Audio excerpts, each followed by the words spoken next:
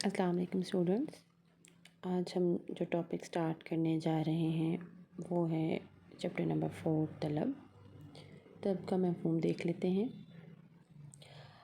عام زندگی میں ہم طلب سے مراد آرزو یا خواہش کی لیتے ہیں، لیکن معاشیات میں طلب سے مراد محض آرزو یا خواہش نہیں بلکہ طلب سے مراد انسان کی ایسی خواہش ہے جس کی تکمیل کے لیے خواہش کرنے والے کے پاس قوت خرید یعنی روپیہ پیسہ بھی موجود ہو۔ طلب کی 2 بنیادی شرائط ہیں۔ پہلی شرط کسی شے کو حاصل کرنے کا ارادہ اور آمادگی، اور دوسری شرط شے کو حاصل کرنے کی استطاعت یا قوت خرید، یعنی آپ جس چیز کی خواہش رکھتے ہیں، خواہش کے ساتھ ساتھ آپ اس کی قیمت ادا کرنے کی استطاعت بھی رکھتے ہوں تو ہی وہ خواہش جو ہے وہ طلب کا نام اس کو دیا جائے گا۔ طلب کے مفہوم کو سمجھنے کے لیے درج ذیل نکات کو ذہن میں رکھنا ضروری ہے۔ پہلا نقطہ ہے کہ طلب اور قیمت میں گہرا تعلق ہے، لہٰذا کسی شے کی طلب ہمیشہ ایک خاص قیمت کے ساتھ منسلک ہوتی ہے۔ دوسرا نقطہ ہے کہ طلب کا اندازہ ہمیشہ ایک خاص وقت کے لحاظ سے کیا جاتا ہے کہ کسی شے کی طلب ایک دن، ایک ہفتہ یا ایک ماہ کے لیے بھی کی جا سکتی ہے۔ ٹائم بھی امپورٹنٹ ہے طلب کو معین کرنے میں۔ تیسرا نقطہ ہے طلب اور قیمت میں الٹا یا معکوس رشتہ پایا جاتا ہے، یعنی جب کسی شے کی قیمت بڑھتی ہے تو اس شے کی طلب کم ہو جاتی ہے، اور اسی طرح قیمت کم ہونے سے طلب بڑھ جاتی ہے۔ اچھا جی، اب ہم نیکسٹ دیکھتے ہیں طلب کی اقسام۔ طلب کی سب سے پہلی قسم ہے ماخوذ یا ڈرائیو ڈیمانڈ۔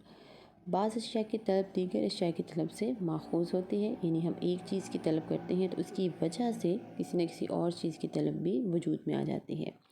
جیسے کہ اگر ہم اشیاء اور خدمات کی مانگ میں اضافہ کرتے ہیں تو اشیاء خدمات پیدا کرنے کے لیے ہم جن عاملین کا استعمال کرتے ہیں، محنت، سرمایہ، زمین اور ناظم، ان کی طلب میں بھی خود بخود اضافہ ہو جاتا ہے۔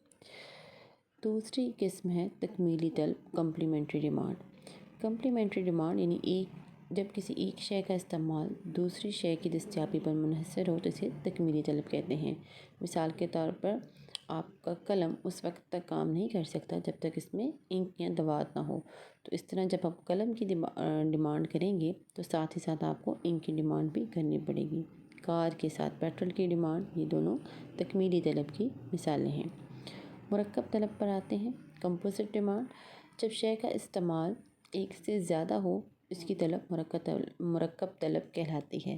مثال کے طور پر ہم جو بجلی ہے اس کا استعمال مختلف جگہ پہ کرتے ہیں، بجلی سے ہم لائٹ بھی چلاتے ہیں، بجلی سے ٹی وی چلا لیتے ہیں، اپنے گیجٹس یوز کر لیتے ہیں، بجلی سے چولہا جلا لیتے ہیں، بجلی سے ہیٹر چلتا ہے، یعنی ایک ہی چیز کی طلب مختلف مقاصد کے لیے ہو تو وہ مرکب طلب کے زمرے میں آتی ہے۔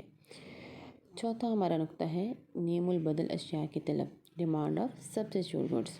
سبسٹیٹیوٹ گڈس یا نیم البدل اشیاء وہ اشیاء ہوتی ہیں جو ایک دوسرے کی جگہ پر استعمال کی جا سکتی ہیں۔ مثال کے طور پر آپ کو پیاس لگی ہو تو پیاس بجھانے کے لیے آپ سادہ پانی یا کوئی بھی مشروب استعمال کر سکتے ہیں، دونوں ایک دوسرے کی جگہ پر استعمال ہوتے ہیں، اس لیے ان کی ڈیمانڈ سبسٹیٹیوٹ ڈیمانڈ کہلاتی ہے۔